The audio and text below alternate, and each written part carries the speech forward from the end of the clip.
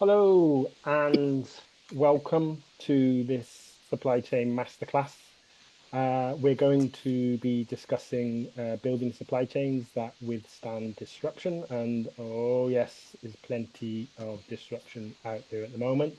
This is another professional development webinar brought to you by the Fashion Network, but this time in partnership with our friends at ShiftX.uk. Over the next 50 minutes, we're going to be covering a number of topics. First up, we're going to be looking at lessons that we've learned from recent global shocks. Then we'll be discussing how the industry is changing their working methodologies and embracing new digital technologies such as digital visibility. And then we'll be talking about what we mean by smart supply chain strategies, and we'll be talking about customer compliance. Sorry, we're talking about customs. We're touching on that, and then towards the end, we'll be asking our panel just to give us an idea of what they can expect to happen in 2026. So that's what we'll be covering over the next 50 minutes. Just a few things to note, though, is if you have any questions or comments, just please leave them in the chat box so we can, or our panelists can read and respond. If you happen to be listening to this at a later date, then you'll be listening to it on our YouTube channel, sorry. So please click like and subscribe there. If you don't mind, all those who've joined us in the live stream, if you can just pop in the chat box now, just let us know where in the world you're from and let us know what job role you're doing. So let us know where in the world you're from and what job role you're doing. That will give our panelists an idea of who they're talking to. So yeah, let us know where in the world you're from, what job role you do, and if you don't mind as well, let us know what company you're working with. But I understand some people want to stay incognito. So if you just want to let us know where you're from or what you do, that'd be great. I'm Dale. I'm, for those that are regular listeners to TFN webinars, I'm one of the co-founders here at the Fashion Network. And I will be chairing this panel for the next 50 minutes.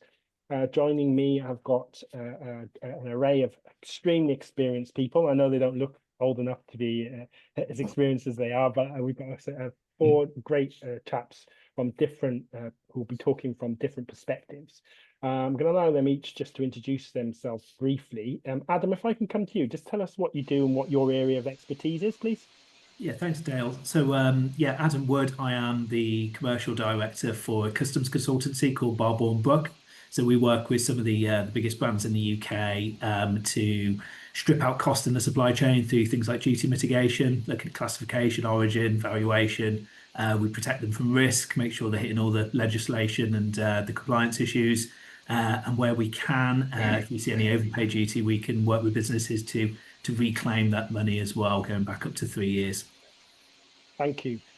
Geoff, can I come to you next? Tell us what it is you do and what your area of expertise is, please. Sure. Hello, everybody. My name is Geoff Shucksmith. I'm a supply chain consultant and executive interim. Been in the business in the sector for about 30 plus years. I originally started with with DHL 17 years ago, and its predecessors, XL Logistics, looking after operations and solution design for customs. Following that, I founded my own consultancy back in 2006, and I've been doing that ever since, doing consultancy and interim work for brands such as End Clothing, Misguided, Marks and Spencer's, Holland & Barrett. The list is very long. Nice to be here today, and hopefully we'll get some good value out of it. Brilliant. Thanks, Geoff. Keith, just tell us a little bit about your area of expertise as well, if you don't mind. Yeah, sure. Thanks, Dale. My name's Keith Gaskin. I'm the founder and managing director of ShiftX UK. Prior to this, I founded a global logistics company in the UK called Seco Logistics. Specialised with a lot of work in the retail trade, fulfilment, very early to e-commerce. So great experience through that. We did two equity events in 2015 and 2020. And I exited the business at the end of 2023. I was the group commercial director there, and also was doing the ocean procurement. which leads me, and I'll cover that shortly in a minute, into my ShiftX and how we can bring transparency and reliability to people's supply chain, especially around ocean freight. Thank you, Keith. And lastly, and by no means leastly, Gareth, tell us about your background.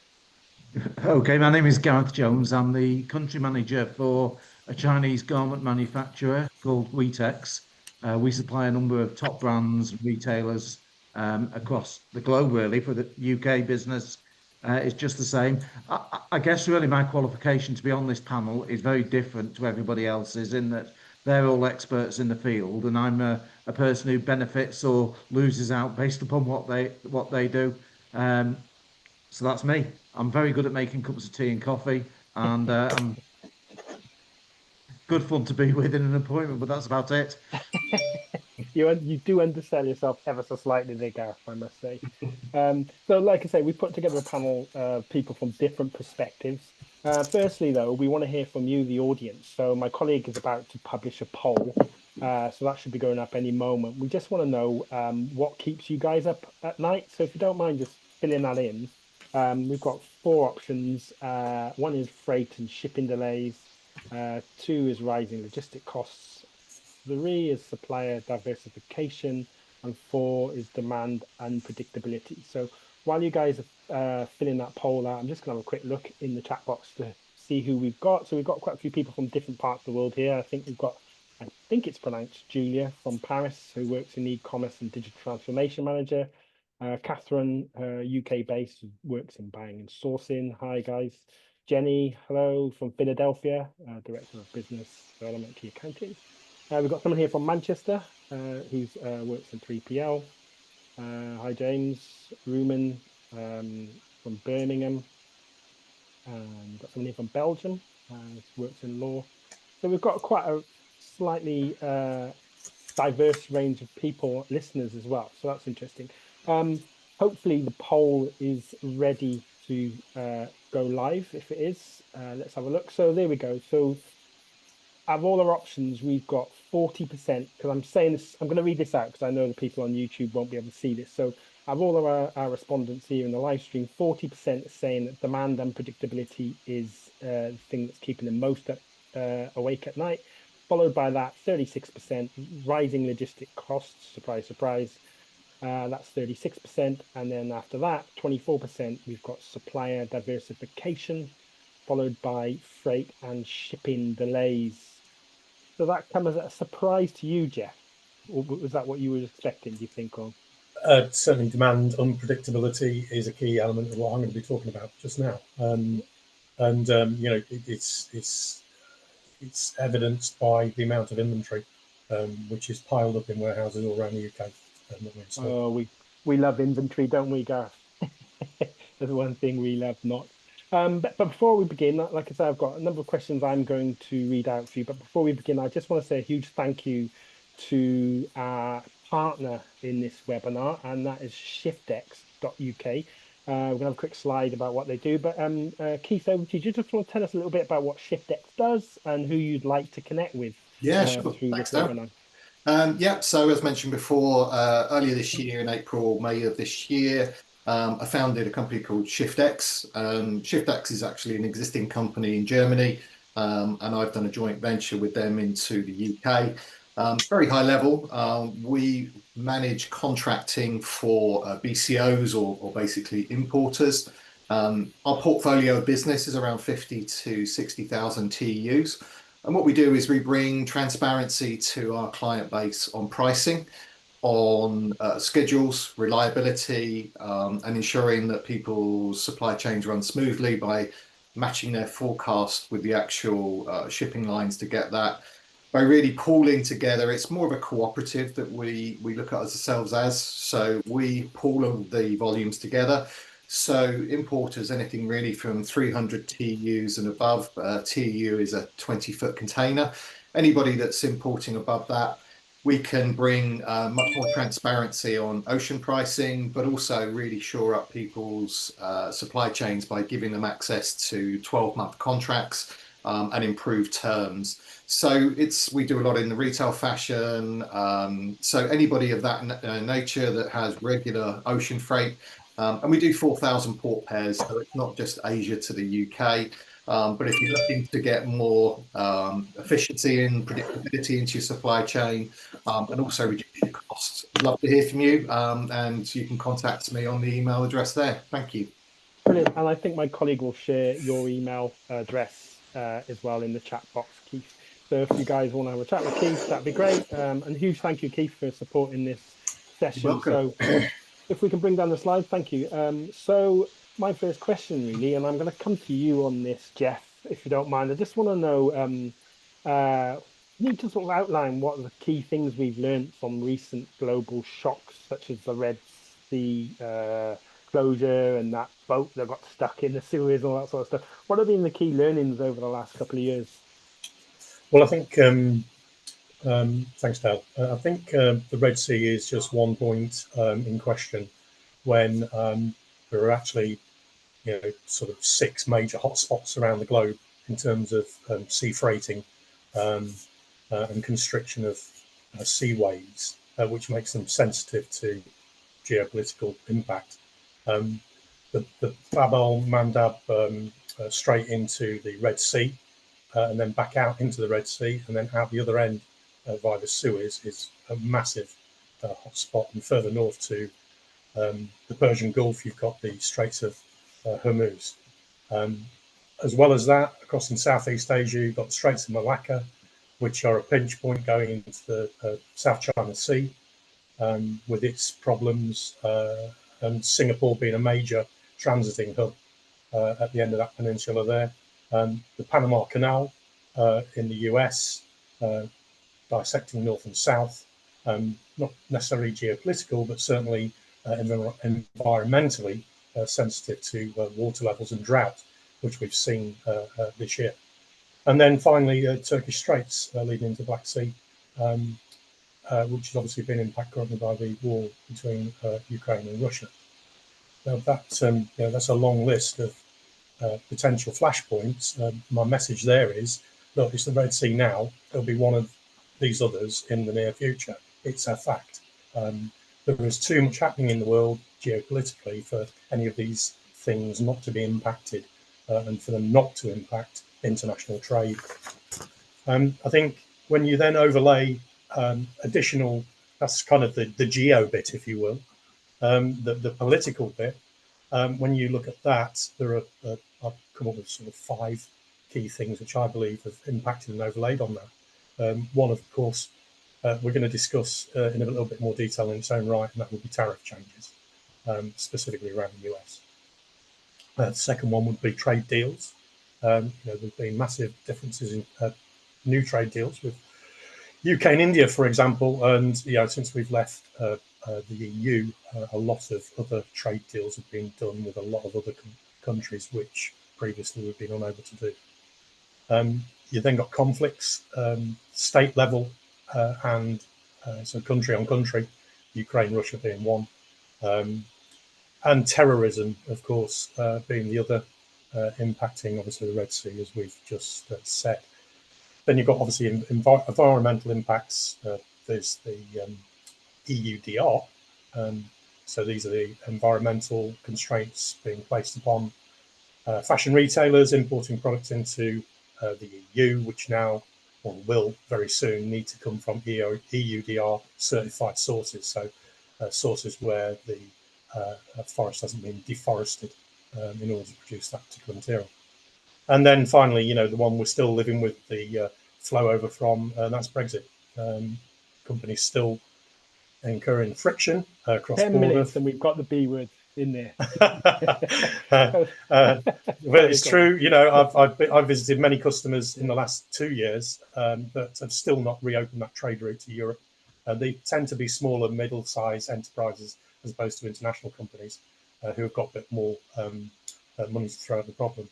You have to be very sensitive as an SME moving into Europe, specifically over inventory levels and how much you're going to sell through to make sure you're not left holding the baby. So I guess add all that together, there is always going to be something which comes and bites you in your supply chain, and that is an inevitable fact. And all we can do is ensure that our supply chains are as resilient as possible by making sure we've got good planning regimes in place, and that when things do go wrong, we're able to adapt and overcome and initiate those plans into reality. So in terms of considerations around that, I've got a list here of things which I would recommend to our participants today, as certainly consider these things. And if you haven't already done them, then you should really be doing a bit of research about initiating at least a plan to start them. The first one would really be around the structure of your chain, and making that as short as physically possible from point to point. If you can do that by moving physical locations, and I know some mature supply chains are unable to do that.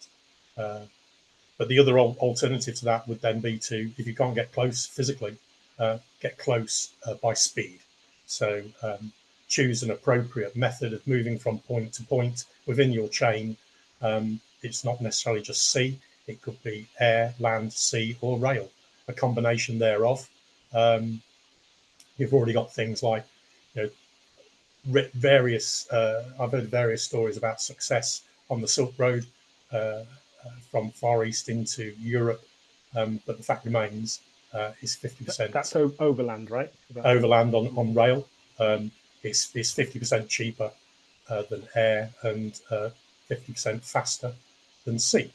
So if you happen to be co-located on that supply node along that route, then it could be a good option for you to look at. And the other options are combinations of short sea and then followed by air. So pre-positioned stock midstream in your supply chain and bring it in last minute by air is another solution to overcome that. You could also look at reshoring back to Europe. There's quite a few companies, fashion companies, which have re-engaged with countries such as Spain, Portugal, Turkey, Greece, where clothing, footwear, handbags, etc. are being, more orders are landing in those spaces. The other thing with reshoring, of course, is you get a benefit then from a reduced carbon footprint. The other option, as I already mentioned, was be closer to your supply. So, the Shein example, I think, as we spoke about yesterday, where they make in China, fulfill in China, and final mile cross-border internationally all the way to UK with a B2C parcel. That's one way of doing it.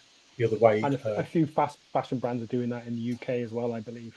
Yes, they are. Yeah, that's already started, and I think led by that example really of how cheap on scale point-to-point B2C shipments can be. I'm actually shocked at how little a parcel in the UK now costs next day to be picked up from a warehouse in the UK and delivered to a home. It's shockingly cheap. It'll soon be at the price of a letter. It's just ridiculous, some of the prices that are coming out. The other thing about being closer to your customer, a case study that I was recently involved in with a biomaterial company making biomaterial for sneakers. The raw materials I was responsible for moving and buying from Southeast Asia to the UK, manufacturing in the UK into sheets of biomaterial, and then moving it all the way back again to Vietnam, where obviously most of the sneakers in the world are made. For them to make the sneakers, and then for those sneakers to be shipped all the way back to the European markets. It's crazy. So starting a factory with the help of the Malaysian government out in Malaysia and working with the Vietnamese people in terms of the supply and rubber supply and closing down that supply chain and shortening it has been absolutely key to that business going forwards. And looking at alternatives to that, other rubber supplies in places like India, and then looking at other factory locations which would potentially be located in the UAE, again shortening that chain. So those are some sort of key elements around physical supply chain. The next one I would pick out would be inventory. I said earlier on, I've visited lots of companies recently where inventory has been stacked out within the facilities. The problem is that a lot of fashion companies don't have a total life cycle cost of the products that they're selling. So they bring in materials on a brought-in margin basis, which is the cost of material and shipping, of course. And then that's the buyer's job done in a lot of companies. And they take then no notice of downstream what's happened with their colleagues around merchandising, fulfillment, returns, bad products, damaged products, etc. So all of that cost is then not put into the cost of the material. Can I So sorry, yeah, Dom. sure. I just wanted to sort of, you've mentioned inventory and then obviously you talked about slides. Just wanted to bring Gareth a little bit in on this, if that's okay.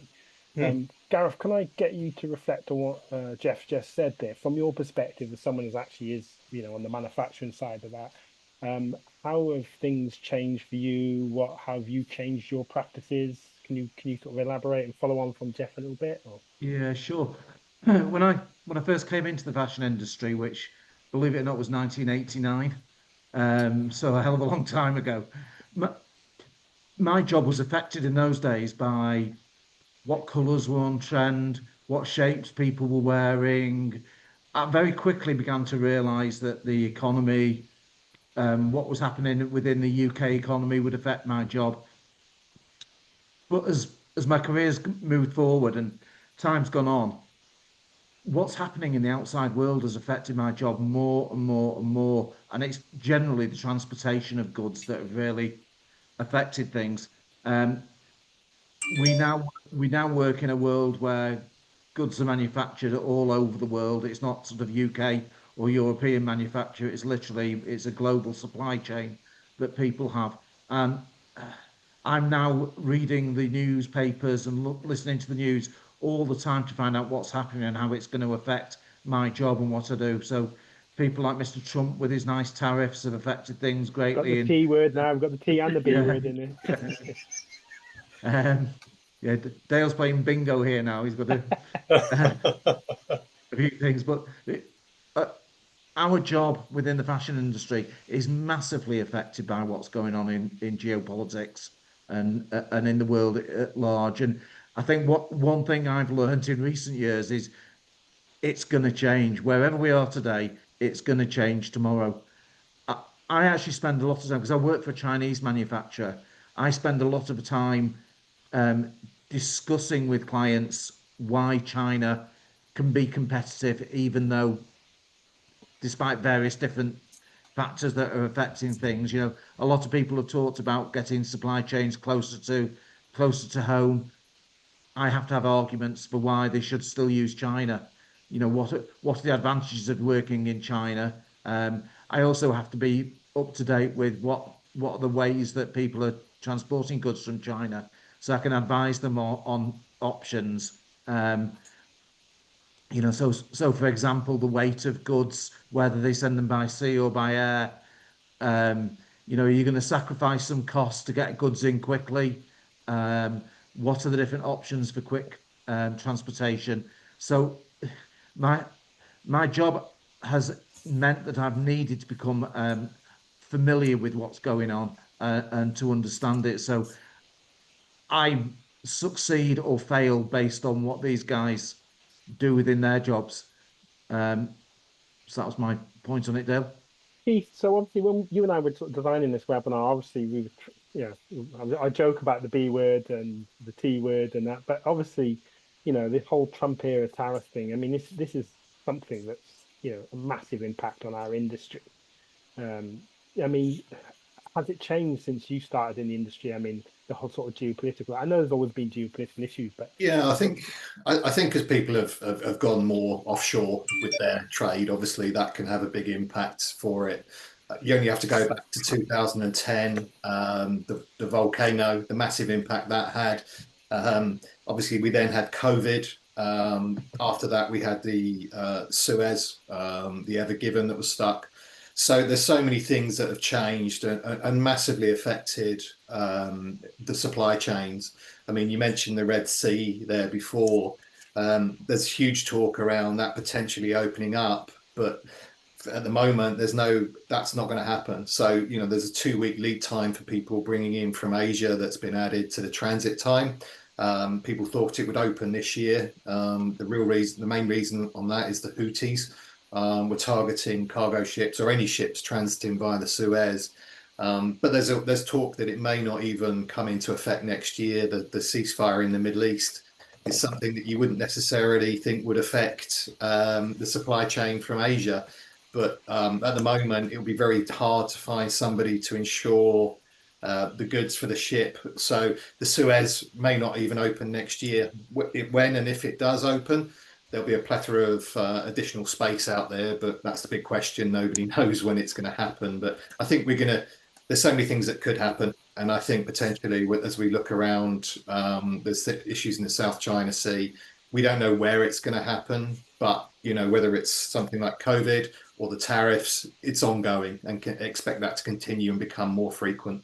So we were talking about, and I've got another poll to put up actually. We're just talking about obviously geopolitics being probably one of the biggest factors that retailers need to be mindful of.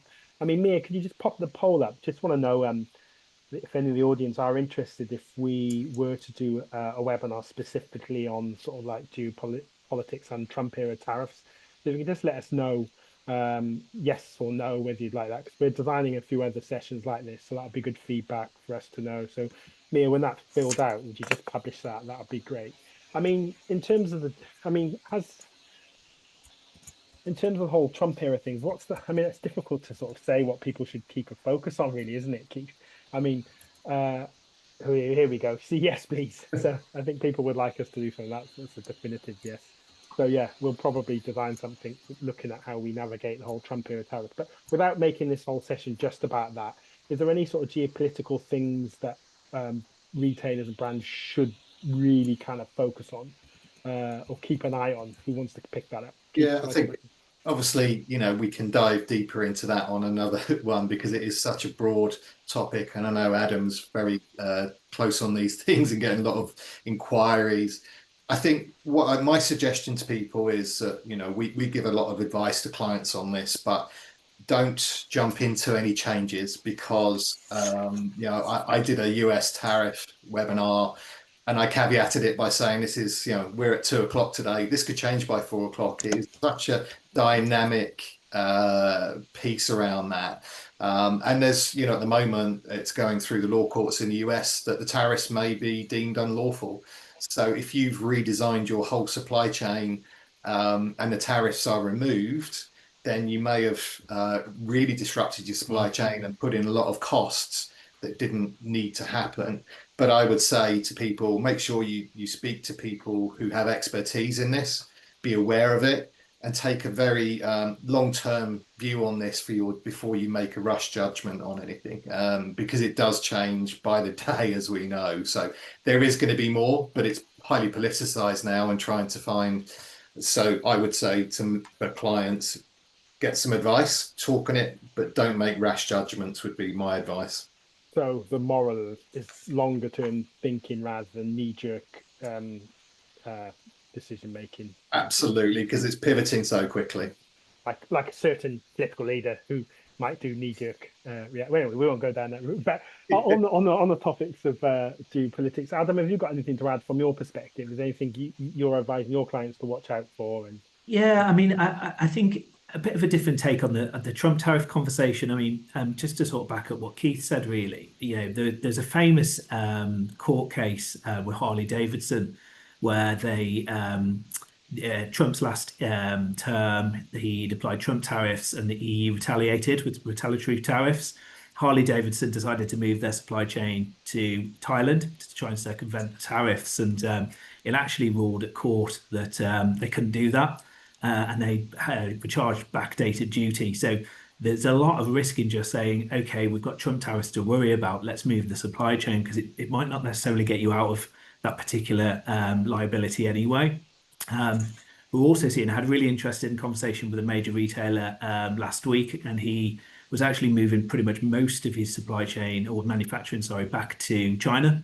Because actually the lack of demand from the US to China has opened up massive capacity in the Chinese market, which meant he's been able to sort of get very good terms on fixed term contracts at 3 years, that even with tariffs included, it's going to be much, much lower cost for him. So it's, there is opportunity out there as well. It's not all negative, there are ways of navigating these things, but it's just the devil's in the detail with this sort of stuff, really.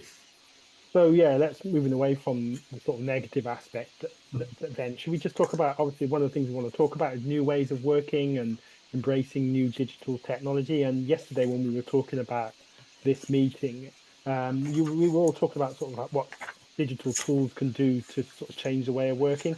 Keith, do you want to talk a little bit about that, and also tell me a little bit more about how you apply digital visibility, or tell us what digital visibility is. Yeah, sure. I mean, it's it's quite an expansive question, I guess, because it could mean different things to different people. But some of the tools that we've developed is managing clients' purchase orders, interfacing with their system on an API, pulling in their purchase orders and putting them in control of their purchasing, whether they want to consolidate goods, maybe speed them up, slow them down.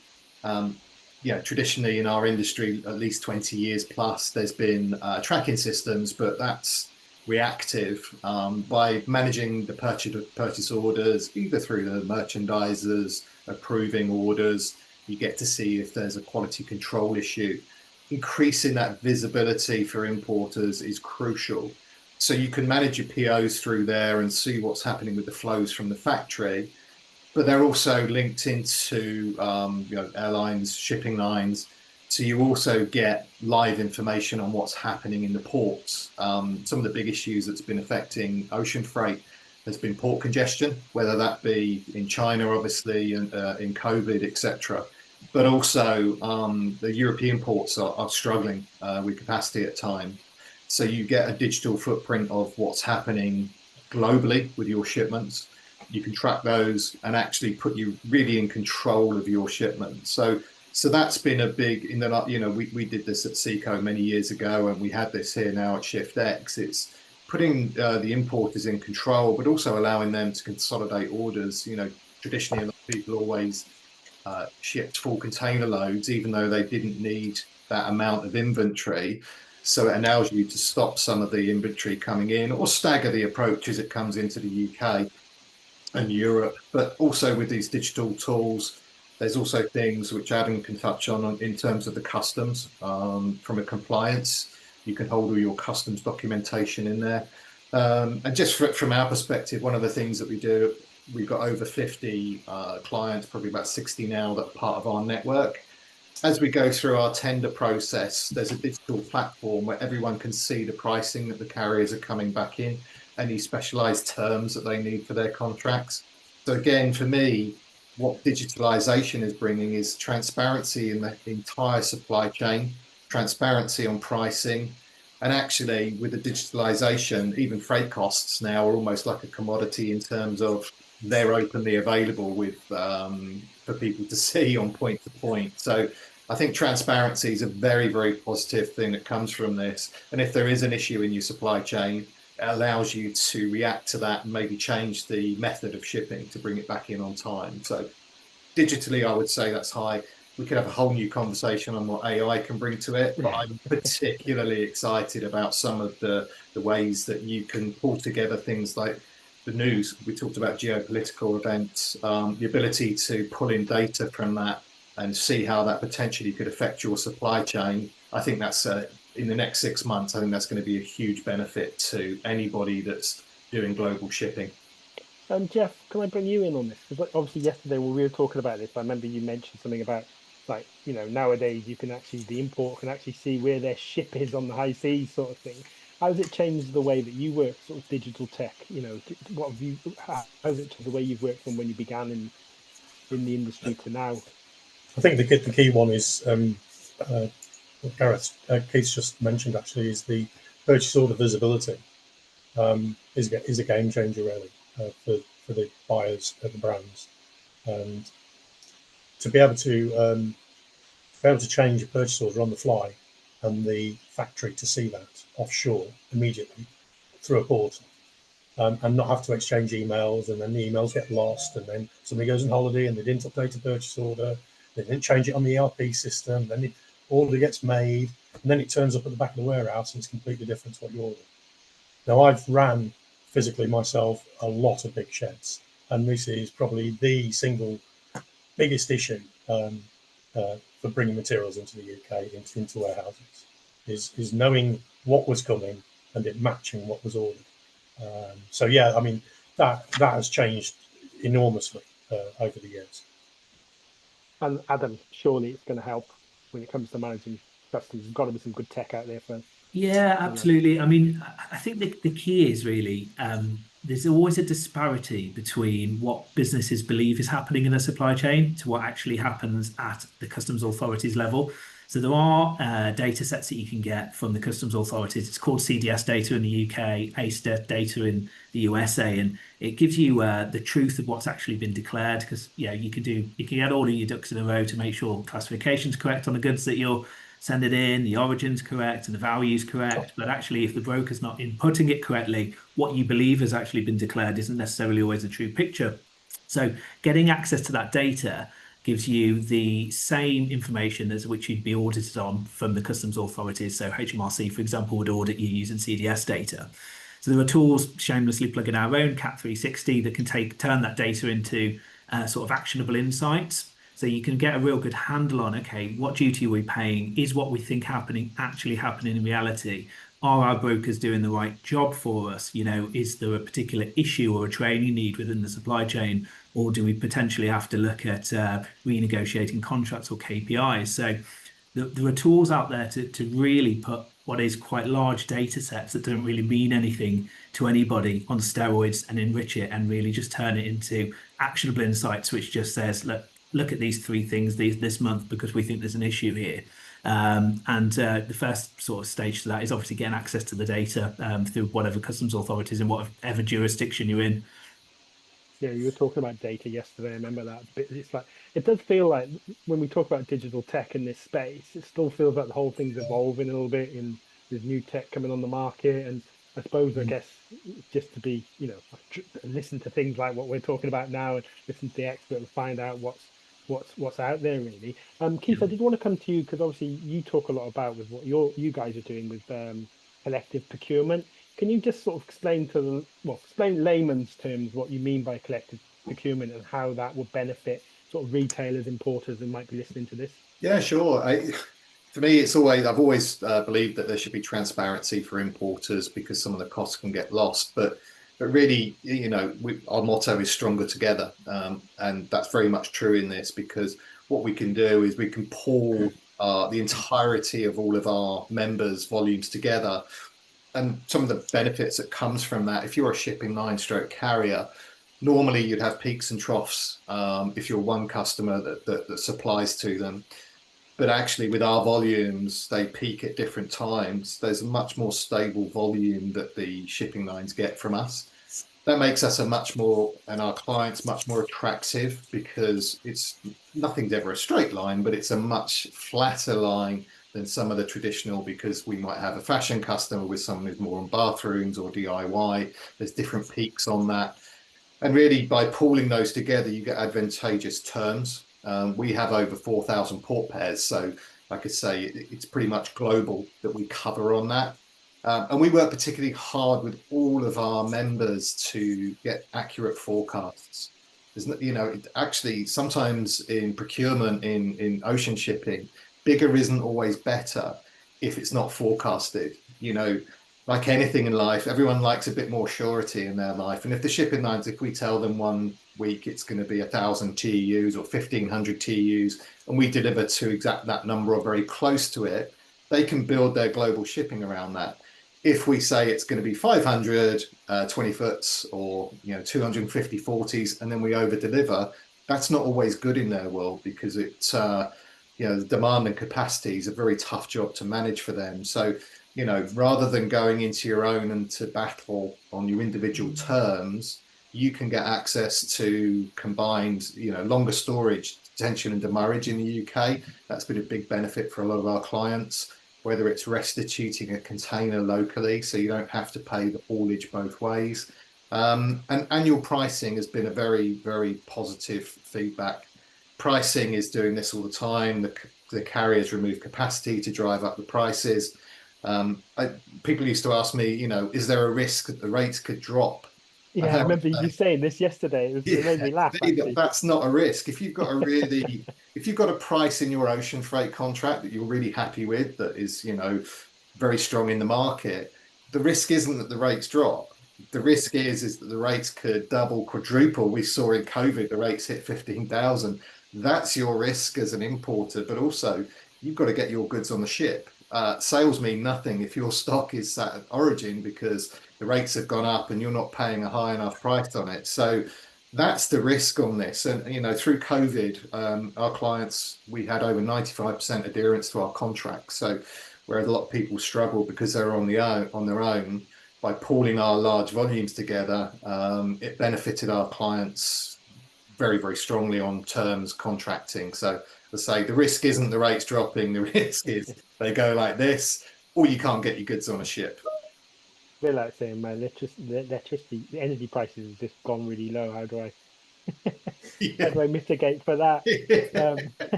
Can I change my tariff?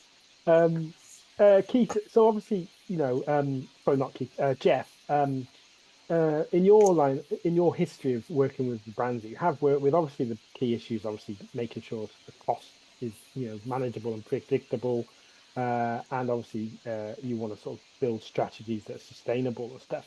What sort of strategies would you sort of advise sort of brands and retailers and importers to sort of, you know, obviously we've talked about, you know, not trying to be too reactive, but tell us sort of some of the sort of longer term strategies you've put in place with some of the brands that you work with.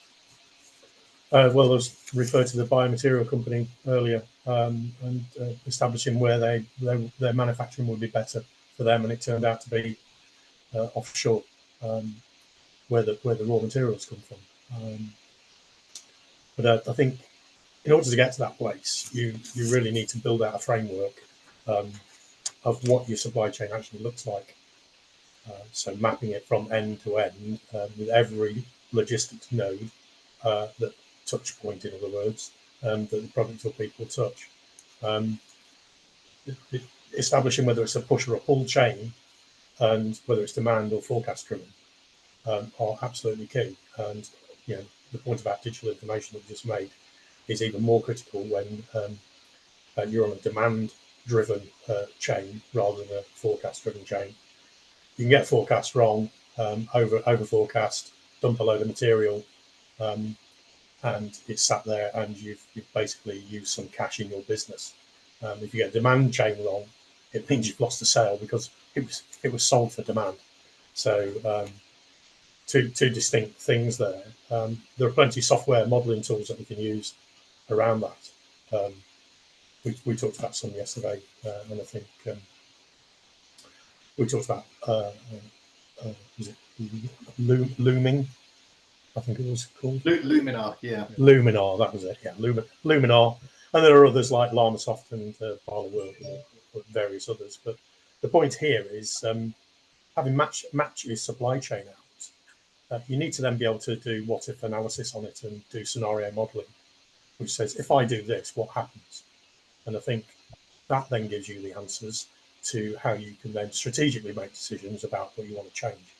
It may be that the answer isn't immediately there, and you know you don't necessarily want to jump in and change something, as Keith referred to earlier on, given that what has just occurred in the world is not necessarily what it's going to be like in 6 months' time. So can you weather the storm, so to speak?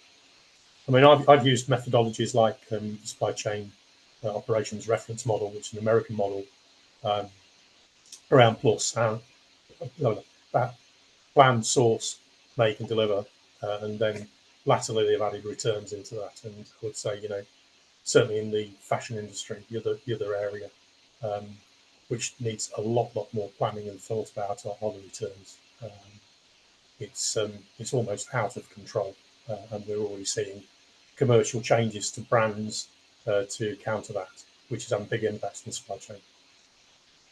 So I think, you know, having those analysis, diagnostics, the performance measures, benchmarking from that framework process, that analysis process, which then tells you what your chain could look like, and then doing what if modelling to say, if I didn't source from here, I source from there. If I didn't go air, I went by sea. If I did a combination of the two, what does my chain look like? I think that's time well spent. And it's not something which isn't necessarily within the gift of most organisations. They just maybe need a little bit of leading around some of the other technical aspects of it, such as Incoterms, HS codes and stuff like that, if they're not altogether conversant with those.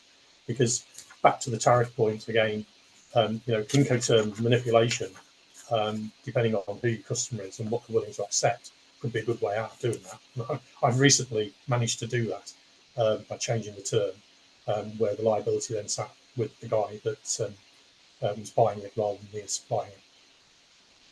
Thank you, Geoff. Just like going back to current real world challenge at the moment, Gareth, we were talking about this, I think it might be yesterday, but you wanted to say a few things on how perhaps some of the brands that you work with are dealing with the current sort of Trump tariff thing. And, you were talking to us about how, how they're dealing with importing to America and stuff like that. You're on mute, by the way, Gareth.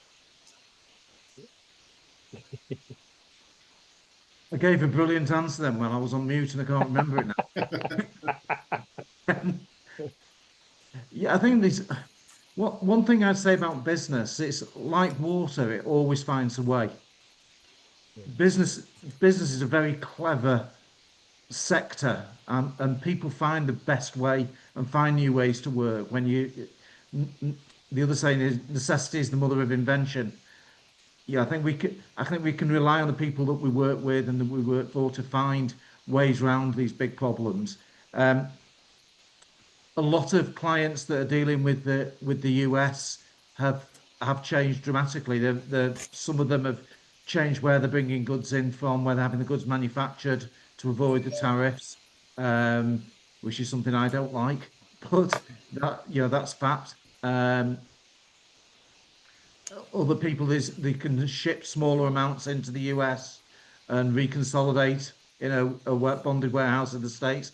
Not quite sure how that works. Some of the panel here may know better than I do on that, but that's another way people are finding ways around it. But I would say if you're going to make any changes, look at everything. Don't just look at the cost.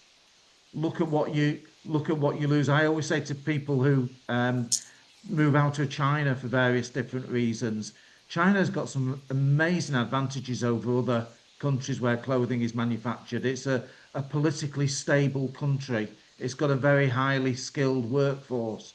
It's got amazing technology. It's so far advanced in comparison to many of the other manufacturing centres. So yes, it might be more expensive now than it was a little while ago, but don't make changes because you can end up going to a country where the manufacturing you get will be substandard, or the productivity is low and stuff takes longer, or there's so many. You've got to look at so many different factors when you make a decision to change. And you were saying yesterday, I think, when you say some people shift into different countries and realize that the logistics infrastructure isn't there and difficult getting product out and stuff like that. Yeah, There's an interesting. Go on. It's like I say, you've got to look at everything. You've got to really look at the detail. The devil is in the detail, as they say, and you've got to really just look at it and make a decision based on everything, not just the cheapest price or making it easier. Yeah, I've seen in our line of work so many retailers, they put so much effort on the front part of their business, selling, acquiring customers, and then I've seen it before now. People just can't get stuff shipped in time, which can really hurt you, especially if you're going down the wholesale model, because obviously then the bigger retailers are after discounts and so on and so forth. But we've got an interesting question here from Ruman here, and it's when factoring costs, what should a buyer be considering when making those decisions that normally buyers don't consider? Who'd like to pick that up? I'm kind of looking at Gareth a little bit here. I don't know if you're the right guy to go for that, but I think what he's saying is what sort of things, because obviously it's about, I suppose it's joined up thinking, isn't it? But what should a buyer be aware of outside of his or her day-to-day sort of buying strategy?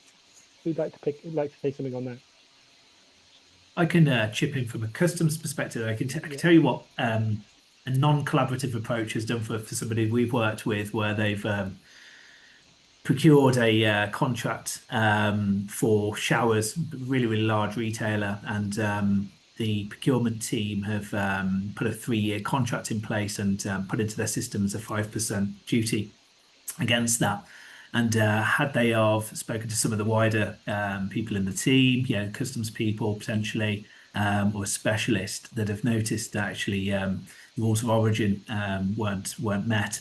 And also this particular product, these shower heads, were subject to anti-dumping duty, which is a protective measure against countries like China. So there was an extra 25% on top of that when they were actually importing these goods, and the procurement people were obviously had factored in 5%. So this particular retailer now is selling for 3 years at a loss, guaranteed, and they can't get out of that contract. So it's really looking into the fine print, because actually, rules of origin, things like anti-dumping duty are catching people out all the time. You've got Morrison's have just been fined. They've had a duty demand for 4.7 million for anti-dumping duty. You got ASOS, who got tens of millions of pounds worth of duty demands going through courts in the EU. You got Nike that are just being demanded 1.5 billion, I think it is, in the EU at the moment. So there's, not looking at the customs bit, which I know is a dry subject and it's the dark arts that nobody necessarily wants to talk about, but not overlooking that can really, really be the downfall of what is a good strategy and a good sort of business model. Is returns, cost of returns as well, a thing to factor in there, do you think? Or Keith, did you? Yeah, I think Geoff, returns to Europe is a key one at the moment, because there are only a few players which can claim your VAT back, because they can't on a return to Europe, because they can't you can't trace the original shipment back out. So you need to be able to trace the shipment back out to the shipment that's being returned, and then you can make your claim. There are some companies which do that now, those which can handle the return systems, but they're very limited. So that's a major change, a major benefit, especially in fashion. As you know, for example, dresses to Germany is circa 45-50% returns. One of the things that came up from our last conference, actually, I don't think you could make that, Keith, but there was just a whole move about more joined up thinking between buying teams, marketing teams, supply teams, and just having some sort of central truth. I think we talked about this at the Evolution Collective, Keith. It's just the different teams need to talk to each other, especially nowadays. Yeah, I think that's it's majorly missing at times. It's amazing where you could sit across from somebody and people don't communicate, but actually there's huge benefits. I know we'll come to a bit more on the customs shortly, but some of the pieces that we've looked at is that the finance team needs to speak to the merchandisers. You mentioned returns there before, Dale. I think there's a huge opportunity and a huge issue around some of the returns. With the prior to Trump tariffs, there was a de minimis of $800 of goods going into the US, which means, in layman's terms, anything beneath $800 of value could be imported duty-free into the US. So a lot of manufacturers, UK companies, for example, might have said, actually sent the shipments out from the UK because the parcel or the shipment was below $800. So it might go out to the US duty-free. The de minimis has been removed. So for any origin now, that's gone. But also from a returns perspective, we've done some deep diving with clients. And one garment, if you were doing it from the UK with no US distribution and fulfillment, that garment could go, for example, to the US, get returned. That comes back to the UK. That same garment, again, could go back out to the US and come back. So, there's a lot of issues around that from a sustainability point of view. Quite often that could involve air freight as well. So it's terrible in terms of the global footprint, carbon footprint on that. And from a cost perspective, and then also from a taxation perspective, which I'm sure Adam can put some colour on, people aren't always reclaiming the duties, whether it's going into the US or coming back into the UK. So there's a whole cost element there that, if you were talking between each department, you really need to get your logistics right, because if you had a fulfillment center in the US, that would reduce your carbon footprint. it would reduce the issues around returns and having those available back into stock, but also the issue of double or even potentially triple duty or more that could happen from a taxation standpoint that isn't picked up. So that joined up thinking is huge. And it comes back to that digital transparency as well, and making sure that your providers are providing you with full information around that. You are seeing some of the bigger brands now having people in place to do that, kind of overseeing, having this central hub of data and just making sure that, we did a webinar a while back about preparing for peak, and I think I asked we had a logistics person, we had a buyer we had a marketing person, and I think with your former colleague, actually, Keith, I asked everyone which other team annoys you the most in the retail business, and everyone said marketing. And particularly the logistics people are saying, well, look, I really wish they would tell us when they go into sale, because we're just never ready we've not got the stock there, or it's not arrived on time, or we've not got the people in the warehouse. And if it's just, it's shipping, I asked the same thing about the buyers. I said, I really wish marketing would tell us when they go into sale. I've got quite a few scars from the years from that, where marketing have done one thing and not told the others. So I think we've all got some scars from that. Yeah, I bet. And marketing is supposed to be all about communication there, really. I think Dale, I think the other reason there as well is that historically these organisations are geared around different reward systems for different teams, and the reward system for the buyers is brought in margin achievement. Achieve that, you get your bonus. Actually, their bonus isn't anything to do with what the logistics guys are going to do, which is try and get it out at the cheapest cost, best service, etc., etc. But if they can't do that, then that additional cost is going to go on to the net margin costs. So overall, loss. So, buyers buying in a way which can move through the chain at cheapest cost for the logistics guys is absolutely key.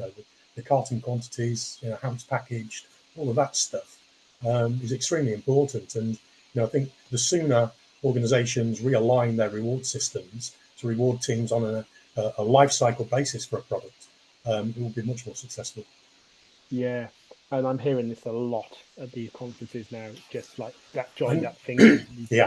And one point on the returns for me is I did an exercise just after COVID with Lloyd's Pharmacy, who I closed the distribution centre and opened one to cope with the COVID situation. We introduced a non-return less than £14, because we did the modelling, and if it was under 14 quid, it wasn't worth it coming back. So we just told customers to keep the product. And I've noticed recently when I've ordered stuff off Amazon personally, they've delivered something wrong. It was an example. I ordered some tinned tomatoes. I got chopped instead of whole, and they promptly said, "Hang on to them, and we'll send you another case."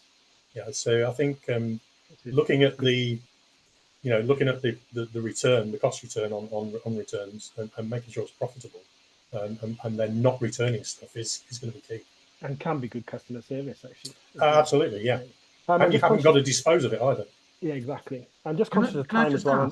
Yeah, go on. So, I can't help thinking that the amount of bureaucracy and the complexity in this really makes it very hard for small businesses to export. And when we live in a world where we're seeing more and more disruptor brands and more small businesses becoming more important within the marketplace, surely we should be looking at ways where we can reduce bureaucracy and we can reduce red tape and reduce all the stuff that companies are having to do. I work with a lot of companies that have stopped dealing with smaller brands that have stopped exporting to Europe because of the amount of paperwork and the cost that's involved with it. And how can that be good for business? How can that be good for the UK economy? We should be looking at ways to make it easier, make it simple. That's very true, Gareth. I think some of that is about education as well. I fell into this trap when I took over at Misguided during Brexit, and all my freight was littered all around Europe, and I couldn't move it. I didn't have the right protocols in place. I didn't have the right documentation. I had no agreements with people to process it on my behalf, and only by going to an absolute expert in customs was I able to decipher it, unpick it, and rebuild it. And I think people need to recognise when they haven't got the skills, don't just bodge it, because by bodging it, you're just giving yourself pain down the road.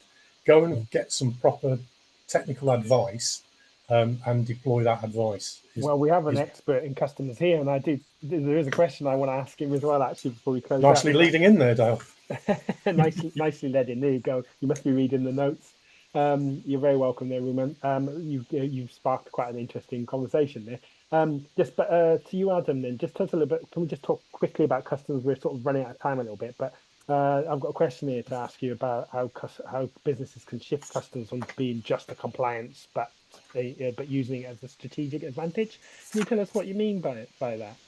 Yeah, okay. So I'll try and do the quick version. So if you imagine a Venn diagram, you've got customs in the middle, you've got finance, supply chain, buying, selling, operations, logistics. Everybody has a bit of crossover into that, but nobody tends to have sole responsibility. And that builds gaps effectively. It means that businesses don't have a great handle on it. Typically, people focus on the duty that they're paying. A lot of the time, supply chain teams and customs people within businesses might be actually mitigating a lot of duty. So, one thing that we push is something called duty under management, where you calculate the duty you're paying. You also factor in the duty that you're saving through free trade agreements or use of special procedures like a customs warehouse, which gives you a total figure as to, okay, what's the exposure at HMRC level? And once you've got that visibility, you can start to sort of chip away at, okay, so now how can we strip out cost within the supply chain? And if you're starting to think that way, you're already light years ahead of the competition, because most businesses aren't thinking in that way, really. I'll give you just one really quick example, because obviously I'm conscious of time. We worked with a big fashion retailer to look at their post-clearance declarations, and they employed us to see if we could save any money for them. And actually, all of the goods they were importing from China, only 50% of the time their broker, the customs broker who was making that declaration, was claiming the preference correctly. So this company was paying £2.1 million per annum that they didn't know they were paying every single year, just because somebody in that supply chain wasn't doing the correct thing that they were supposed to do. The good news was we could go back and reclaim that going back 3 years. So it was a big old reclaim back into the business for them. But it's just having that look into the detail and just really getting under the bonnet and saying, okay, well, what is going on? Let's take a step back and look holistically, and let's slowly work on classification, origin, valuation. And there are tools out there like our own, which can do that in sort of 60 seconds really, and suck all that data and it'll spit out a lot of insights for businesses. But if you're starting to look into that area, there's tons of opportunity to strip supply chain cost out. And it's just getting people to start, instead of thinking of customs as a cost center, really starting to look at it as a value creator in a business. I think also, Dale, on that is obviously we were talking about communication. So the prior question that came up from one of the audience, and also Dale mentioned, is that the merchandise, it's really crucial that you're engaged, or someone like yourself is engaged with that process, because there could be some legislation that's in effect today, but for example, India, for example, we've been speaking about the GS with preference on it. That potentially could disappear, and people will be levied with 12% duty into the new year, for example. So that's really crucial for the merchandisers to understand that there's a 12% cost that they may not be aware of from next year. Okay. Yeah. Sorry, chaps, I'm just conscious of time, so I've got the last two questions I'm going to try and merge into one, if you don't mind. So obviously 2026 is just around the corner. I'd just like to get go around all of you really and just get your tips for what you're anticipating, what challenges you're anticipating, but also what opportunities. So if you can just give us give the audience a final word about what tips you would recommend them look out for in 2026. Can I just come to you quickly on that, Geoff? So my challenges would be geopolitical upheaval, and make sure you've got some resilience planning in for that. Second would be returns. That's going to be a massive challenge. Third will be customer retention in e-commerce businesses. They only repeat business 15%. 15% people go back and buy again. The rest of it's lost to another competitor. Right. Tips. My 3 tips for the year would be manage your stock or it'll kill your business. It'll impact your balance sheet adversely and you'll end up having to pay out massively. hyper collaborate with your internal and external stakeholders. You can't talk to them and share information enough, and get out there and map your chain. You can't do anything unless you're informed, and you need to map it. Brilliant. Thank you, Geoff. Can I come to you, Adam, just because you're located on my screen that way? Yeah. What's your 2026, sorry, anticipations, and what's your top tips? Yeah, well, we've got a small thing called the budget coming up in a few weeks, which I'm sure everyone's looking forward to. It's no secret that the UK needs revenue at the moment, and one of the low-hanging fruit options is duty. So HMRC really are on the rise. There's more scrutiny, they're going into more detail, there's more duty demands going out than we've ever seen. It's also not politically sensitive because nobody's going to moan that big businesses are going to get paid more tax. So don't be surprised if there's a bit of a money grab effectively from HMRC to UK business to sort of fill the coffers, and just hope and pray that HMRC doesn't really adopt things like AI and digital tools that can really sort of streamline what they do as checks, because that could be really quite dangerous for business. So I think that's the biggest challenge from our perspective in customs here in the UK at least. I mean, opportunities though, I think just as I've already mentioned, just looking into the area of customs holistically can create millions of pounds worth of savings for a business that they don't even know is there. So just have the conversation with a specialist or try to dig into it yourself, and really get under the bonnet and see what opportunities might lie there. Brilliant. Thanks, Adam. Apologies for anyone outside the UK, but that's obviously we're based in the UK here, so we're coming at it from a UK perspective. But Keith, can I come to you for your final thoughts? Tips? Just to mirror there what Geoff had mentioned is geopolitically we're seeing more and more changes, and just because if we looked at the Red Sea, for example, who would have thought maybe something that was happening in the Middle East could have a large an impact on supply chain as it has and continues to have. So I think for me, there's going to be a lot of changes. We don't know where they're coming or what the challenges will be in the next year. But wherever you can create stability around your supply chain, that's going for cheapest cost might be cheap on one day but expensive on another. If you can build stability and robustness into your supply chain, whether that's having long-term ocean pricing, making sure that you have space on the ships, that can negate some of these challenges that are going to be ongoing. But always engage with people, get a good view of the market from various people, connect with the right people, because there will be challenges, but forewarned is forearmed. And when it comes to things like the tariffs, just take a long-term decision on it. Don't jump from one solution to the next. Make it considered. And Gareth, I'll come to you lastly. 2026, and any tips you want to share? I would say, don't be surprised. Read the news. Keep your eyes on what's happening, and try to assess how that's going to affect your supply chain. And finally, I would carry out a critical audit of your supply chain on a regular basis, so you really know what works for you, what doesn't work for you, where the risks are and where the opportunities are, because it's so complex, it's so difficult. And I guess finally, speak to guys like these who are experts. If you can afford it and you can do that, get the advice of people who really know what they're doing, because it's such a minefield. Thank you very much, gentlemen. We've slightly overrun a little bit, so thank you to our audience for hanging in there with us. A huge thank you again for Keith and his team at ShiftX.uk. Here's his email in the chat box if anyone wants to talk about ocean shipping. We'll send an email around to everybody who's joined this panel joined this webinar, and we'll also send an email out to those that who've registered but haven't joined. So huge thank you, guys. Appreciate your time, and hopefully we'll see you at the next webinar. So bye bye for now. Bye bye. Thanks, everyone. Bye bye.